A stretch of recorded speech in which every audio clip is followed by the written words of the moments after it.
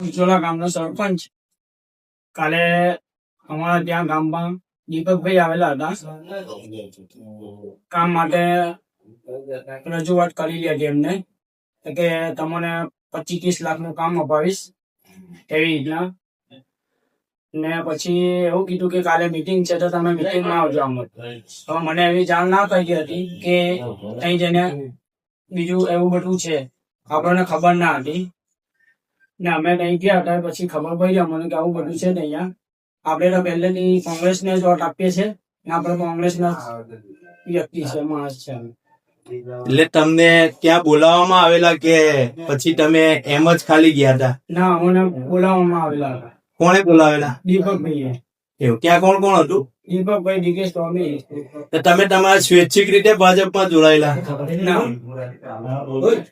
તમે ભાજપમાં જોડાયેલા છો, એવા ફોટા વાયરલ થયા છે, તે બાબતે હું કહેશો? એ બધું ખોટું છે. હું ફરી ચિત્રોડા ગામનો સરપંચ. આજ રોજ હું ભાજપમાં જોડાયેલો છું મારી ટીમ સાથે. કયા કારણે તમે ભાજપમાં જોડાયા છો? કામ વિકાસ સારું થાય છે.